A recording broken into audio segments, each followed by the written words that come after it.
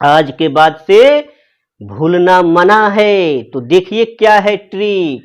एक स्वर में गाओ 345 अंतस्थ है घोष जी।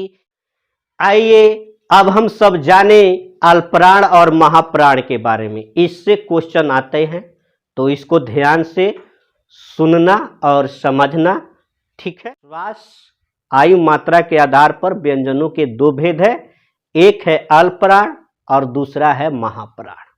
कौन अल्पप्राण है और कौन महाप्राण है, तो कुछ नहीं, तो उसके लिए एक शानदार ट्रिक बना दिया।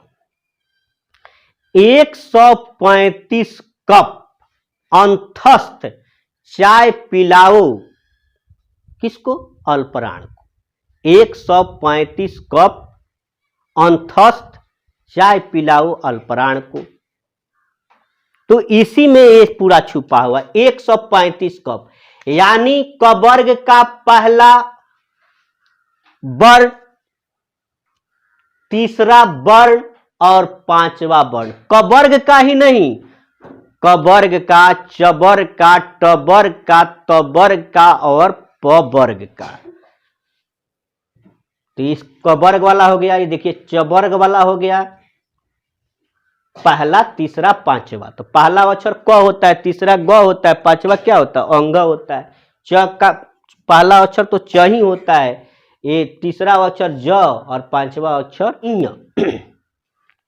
तो ये जो सब देख रहे हो ये हमारा अल्पप्राण है। तो 135 कप, यानी क का, च का, ट का, त का, प का, पहिल का, तीसरा और पांचवा अक्षर, और फिर अंतस्थ।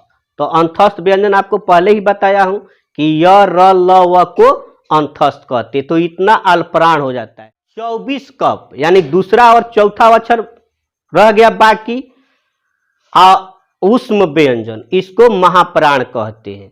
तो दूसरा और चौथा अक्षर देख सकते हैं सबका, क से लेकर प तक का, और उसमें अऊष्म है, तालाब स, मूर्धन्य स, दन स और ह।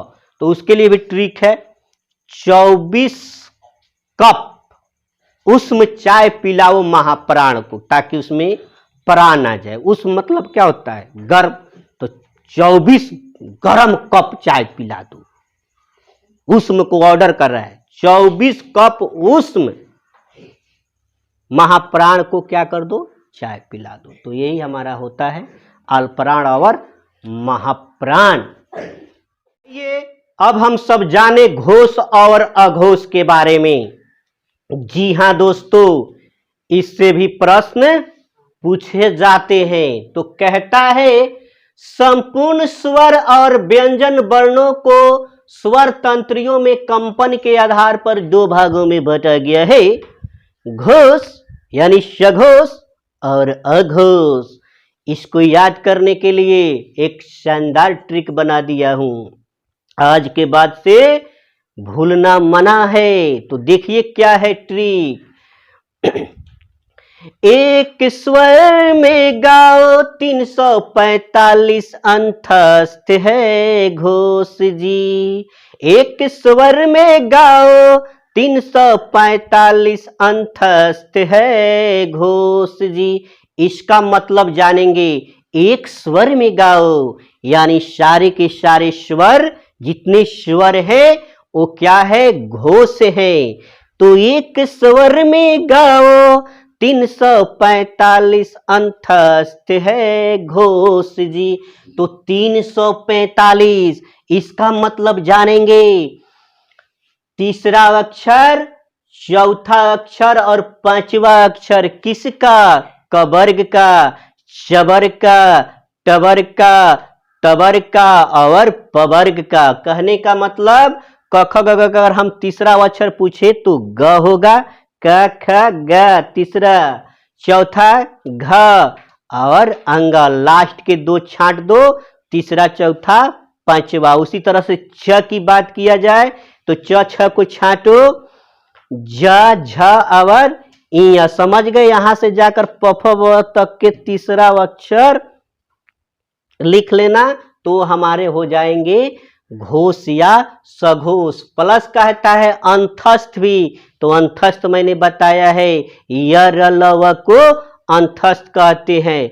और ह, तो इतने हमारे घोष है। 12 तीनों स अघोष है जी। तो 12 तीनों स अघोष है जी। 12 का मतलब पहला वर्ण और दूसरा वर्ण किसका? क से लेकर प तक का, यानी कबर का, चबर का, टबर का, तबर का और पवर्ग का पहला अक्षर और दूसरा अक्षर और तीनों स है इसमें तो आ गया है, तो इसमें इसको मत याद करना। तो इतना ही हमारा अघोष है।